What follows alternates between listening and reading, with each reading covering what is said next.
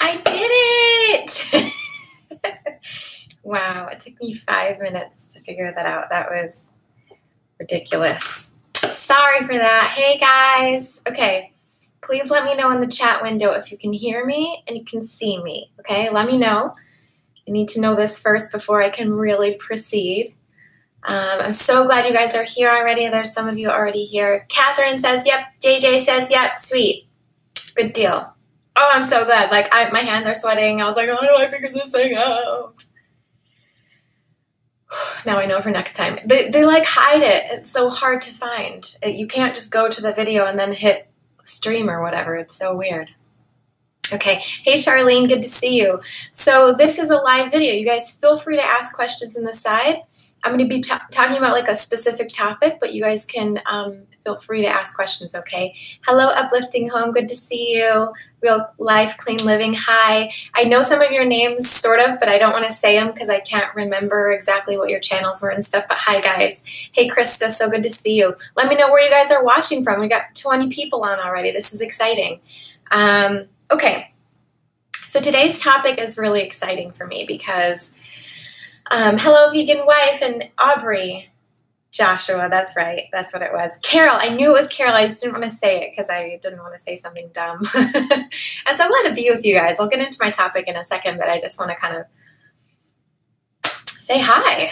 I've missed, my hands are really cold, so if you see me going like this, it's because I'm trying to warm up my hands. I've missed being live with you guys. I love, love, love being live so much.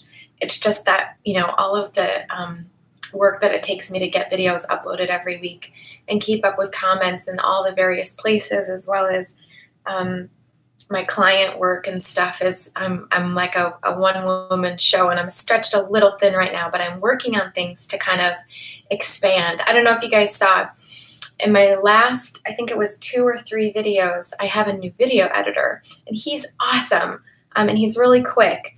So this gives me so many more hours during the week to not have to focus on actually editing the videos. So I'm going to try and keep building things as I go and growing them, because it's been really hard for me to kind of keep, you know, all the balls in one air, if that makes sense. So this is exciting for me to kind of be at a place where I can take some of the work off of my shoulders and focus more on the things that are important to you guys, which is like learning more about coaching and coaching more and helping you guys more on your journeys. That's kind of what I'm going for. Let me look at the comments here. We've got some new viewers. I'm so glad you guys are here. Hey, Tanya, so happy to see you. Catherine and Aubrey are here. I would love, love, love to work with you. Yeah, Aubrey, that's awesome. I'm so glad. I'm not opening up anything specifically right now. I'm at my limit for the amount of work I have right now. But soon I'm going to be opening up some stuff. And you guys, the way that I coach now and what I've kind of grown into over the last year after the birth of my child, I mean, this coaching stuff I'm doing now is super powerful. It's not just how to do Eat to Live. It's like how to do Eat to Live, you know, like, okay, so I know what to eat, but how do I actually do it on a day-to-day basis? And I am putting a lot of work into helping my clients with this aspect of it. And it's become very successful and exciting. I have lots of 70+ pound weight loss stories and things like that, which I'll be sharing in the future. So keep an eye out for the coaching if you're interested right now. I'm going to put a link in here real quick, you guys, to the coaching, http://thewateringmouth.com/nutritarian coaching. You guys can sign up for the wait list there if you're interested. Okay, so make sure you sign up for the wait list. I've got yes, Catherine, I just put it up. So sign up for that. I just, whenever I release new spots for coaching, I reach out to my wait list first. I have over 100 people on there, but they don't all respond when I reach back out to them because maybe they get scared or whatever, or they don't even get the email or something. So make sure that you also, a lot of the time, some of my emails go to spam too. So make sure you guys have that available. And I'm glad that we can actually get some like housekeeping done, because I always feel like whenever I do a video, I don't want to waste it on housekeeping. In a live video, I can really talk to you guys and get some of this stuff out. So this is great. Yes. Okay. So Joshua is eating his huge lunch salad. I'm jealous. I'm really hungry right now. Can you share some? I got to go make mine after this. Actually, I'm going to do a Facebook Live after this too for the same topic. So if you guys want to catch me twice, you can catch me twice. I think I'm going to start that one at 2. I think I have it scheduled for 2 Pacific, which is in an hour and 20 minutes. Hello from Idaho. Christy, so good to see you. Okay, guys, cool. So we've got a bunch of you on here now. I'm going to get into my topic. So it's very exciting because I just opened registration for my 21-day Fresh Start Challenge. I'm really excited. Do you guys like the background, by the way? It's new. It's not real. It's vinyl, but it's awesome, and I don't have to clean up my room. So I just opened registration for the Fresh Start Challenge, you guys. I'm so excited. It's the first challenge I've ever released. First challenge I've ever done, and this is going to be really exciting. I'll give you guys a lot more details about it as we go. I've already got a bunch of people signed up for it. I can see my email box kind of ticking away there. So it's going to be great because there's also a component of it of community, so you guys can do this sort of together. It's going to be really great. I'll tell you more about it. And I'll give you a link to it too. But what I want to go through this video a little bit first about the whole topic of this video, which is why challenges work. Now, I am an expert at challenges because challenges are what has made me who I am. If you want to know who I am, and actually, if you had signed up to get the notifications for this challenge, you would have seen some of the things I'm about to show you already. So if you already signed up for those notifications, you would have seen this. But I want to show you guys where I'm coming from. The other day, I was down in my basement or in the garage looking for a specific photo of me from back in the day. Like the one time in my life that I ever got down to the weight of 115. I'm 5'2", and a half, so 115 is a perfectly acceptable weight. It's well within the healthy guidelines, blah, blah, blah, but it's a very low weight compared to what I've always ever been, which has been like 140, 150, that kind of a thing. Always been like 20, 30 pounds overweight. So I was looking for this one photo, and of course, when you start looking for photos, you come upon like 4,000 other photos that you haven't seen in years and years. So I found some photos of me when I was heavier weights throughout my life, and so I was going to just show you some of these real quick. So here is me and my dad at my high school graduation party. It's hard to see with the glare, but that's me and my dad. This is in the year 2000. I'm dating myself, which is totally fine, 36. But that's my dad. A little bit overweight there. That's at my kind of, normal heavy weight that I always was and kind of was for a long time after that, right? 20, 30, this is probably 40 pounds overweight there compared to nutritarian standards, right? Like Dr. Freeman has pretty stringent standards about what a healthy weight is. And so when we see what the healthy weight is, it's a little intimidating. So we're like, wow, that sounds really low. But it's actually better for longevity to be at this lower, more optimal weight. So we're kind of always going for that optimal weight. Krista's the same age as me. Awesome. Aubrey, 37. We got the 30-year-olds in the house. There's me and my dad again. Me on the beach in a bikini, chubby. Definitely had a little extra weight there. Still happy, not making any comments about how I felt or anything. Was a happy person. I love my life, but I just wanted to lose some weight. And at this weight, it's not a very healthy weight for longevity is all I'm saying, right? It's not a very healthy weight. And I've always wanted to lose the weight. Then at one point when I was really strong doing the Slim Fast diet back in the year 2001, I think it was, and I was like really good at willpower because I had never had to use it before because I'd never dieted before, then I lost 30 pounds. And I got down to this weight that I had never imagined I could be at, which was 120. And then my lifetime goal at that point was 115. But I could just never really get there. I couldn't get that last 5 pounds down, right? And So I was doing, a very strict diet. I was eating like 5 almonds, 1 piece of white bread, some butter, and a piece of American cheese for lunch. That's what I remember. I used to eat it every single day because it was like those were the amount of calories I had left over, and those were the foods I really loved, and I didn't want to give them up, so I could only have tiny portions of them, and that's like not enough food to survive. Like, it was terrible. Plus, those shakes that are made of like pure chemicals and stuff, that's how I got to 120, right? In a super unhealthy way. And it was so hard for me to hold on to it. And then right before I went back to college, between this one semester, I got really, really intense with my like willpower, and I lost another 5 pounds. I got down to 115, got down to my lifetime goal weight. And you guys want to know how long that lasted? 1 week. And I tell you, I took so many pictures in that time because I was like so proud of myself, of the fact that I got down to 115, that I never wanted to forget it. But so here's the photo that I was looking for, you guys. I need to turn this around so it doesn't flip. This is the photo I was looking for that I wanted to show you, of the proof that I was 115 at one point. This is me in my apartment that semester. In a pair of jeans that I got a little attitude there. I'm excited about how I look, blah, blah, blah. Pair of jeans I never thought I'd fit into and never fit into again, right?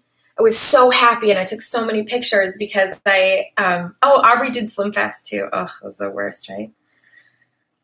And so I took all these pictures of that time period because I was so proud of myself. But it was so hard, and it only lasted a week. It was just unsustainable. Then I ended up just gaining all the weight back that I lost in the beginning, because actually at the time in that photo I was studying abroad in Italy. I stand like a how do I put it? Like a flamingo when I'm doing live videos, by the way. So if you ever see me going like this, I'm not like playing with my feet. I'm like lifting my, that's weird, but I just thought I would explain. So I never was at that weight again. I had moved. What had happened was that semester I studied abroad in Italy. So in that photo, I was actually in Florence, Italy, lived in an apartment with this Italian girl. And I got there all excited because I looked fantastic and I was feeling great and I had worked so hard. And within like 2 weeks, I was back up 5-10 pounds. By the end of the semester, I had gained 15 pounds. And by the end of the next semester, I gained another 15. So gained all of it back that next year. Now, it was calculated. I knew it was going to happen. I mean, you moved to Italy. What are you going to do, right? But it was just kind of devastating, because then that sort of set off the rest of my years trying to figure out how to lose weight. So then what happened was, for a lot of years, I would try Slim Fast again or whatever, and I just knew there must be some way to eat healthy, feel good, have a long life, eat good foods, and be at a good weight. I just didn't know what it was, right? So I ended up finding it. So in those pictures, I was 20, I think, or 19 or something like that, maybe 21, whatever.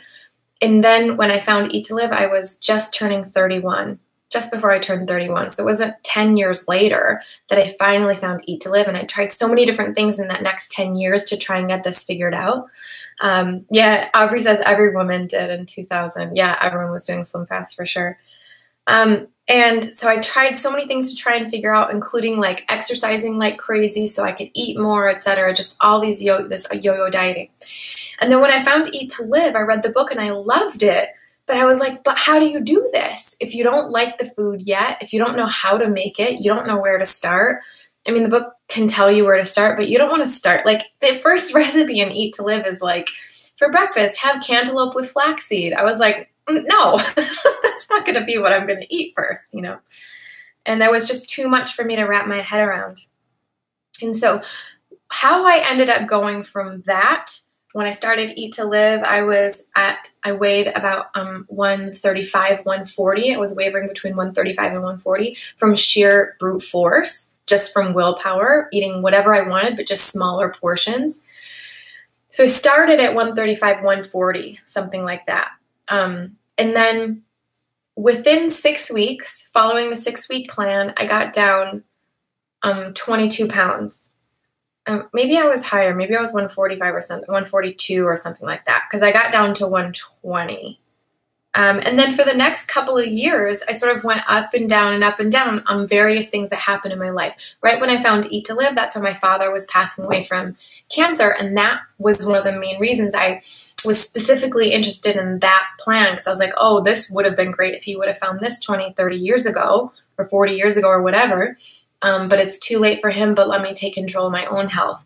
And then, so I was like sold. I read the book in one weekend. I was sold on it. I was so excited, but it was really just that push and pull of how do you do this? And so for the next, few years, I went up and down in different things. Like my father passed, so then I ate pasta for 6 months, and then I got back on and whatever. And the one thing, you guys, the one thing that always stayed the same in my whole journey was that I always did challenges, right? So that first 6-week plan, the first 6 weeks I started Eat to Live, it was a challenge. I did a 6-week challenge. I put myself on a 6-week challenge. Nothing specific. It was just a smoothie and a salad that I knew I liked. And I just ate that for 6 weeks straight because I was too afraid to eat anything else. And hello, Passion Plants and Posh. Thank you. I'm glad you love my interviews. I'm so glad you're here. So I just kept doing challenges because I knew that when I would do a specific set of things, it would give me some success. So in that first 6 weeks, I knew that smoothie and that salad would give me good sustained weight loss. So I got down to the low 120s, was feeling really good, and then it kind of wavered up and down 10 pounds for the next 2 years. And I was like, you know what? I got to figure this out. I got to get this under control, and I have to figure out what are the things that are going to keep me at this healthier weight that I like more. I like to call these my happy weights, right? What's going to keep me there forever. So it was just trial and error, trying different things, cutting out different things, trying different things. Yeah, Real Life Clean Living says, I lost about 70 pounds on ETL. I lost track of myself and gained it back eating sugar and oil. Life regrets. However, GBOT, get back on track. That's right. GBOT. If you guys haven't seen my GBOT video, watch that. I think I put it out last week. Get back on track. So the way that it happened, and you guys can see this in the year 2016 in the videos I did during that year, is when I got really serious about doing challenges specifically to lose weight. Like I would do 42-day challenges for myself where I would just stick to a smoothie and a salad because I knew that worked for weight loss. And I would sort of repeat that, but I didn't get 42 full days, and it was always kind of like whatever. But I always thought to myself, okay, well, at least I did, I don't know, whatever it was, 35 days instead of 42, or at least I did 14 days, And so it was always just a matter of me getting strict for a period of time and then not being strict and on and off, right? And so let's see, Vegan Wife says, when I first went vegan 2 years ago, I lost 36 pounds super fast. That's awesome. But I found all the processed vegan food little by little and gained 15 back.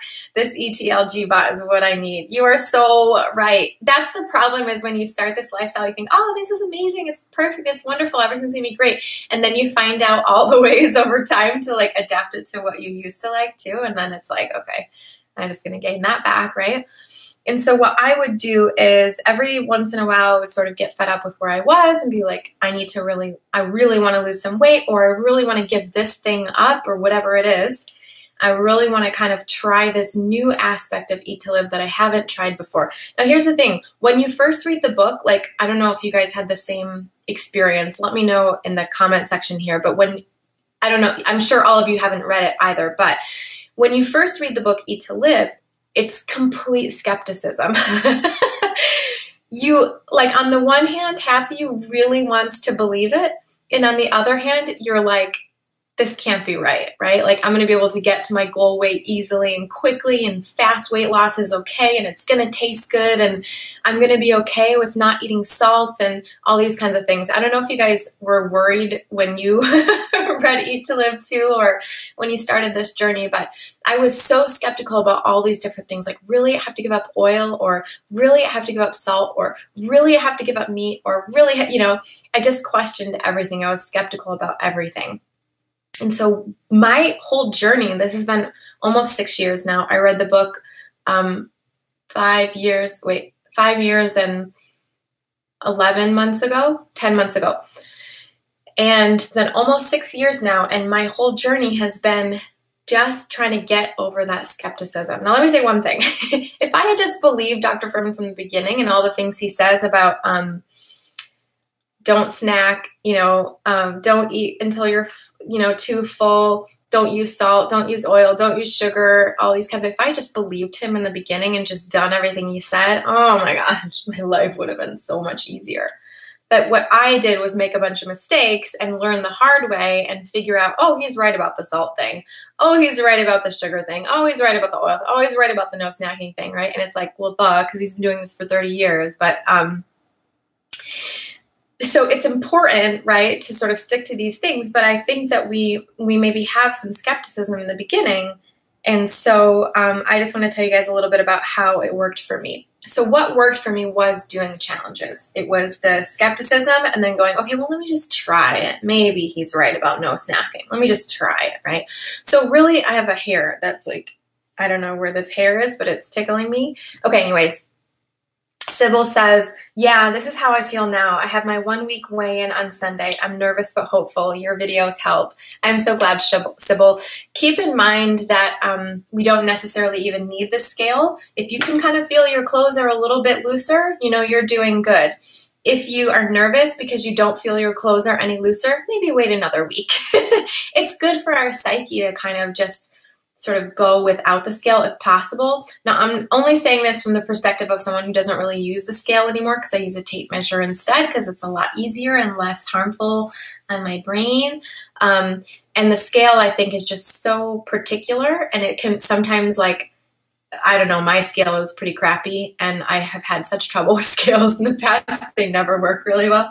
And so I like the tape measure better because it's more accurate, I feel. But also just the idea of, if you can tell that you've lost weight, then you probably have. If you're not sure, you probably haven't. So protect your little feelings, maybe, right? So then here's the thing. What I would do is, like, if you guys watched my videos from 2016, that's when I really started to get into regular making videos too. I committed. I was like, no, I'm going to make videos. And I started by doing Dr. Fuhrman's 10 and 20.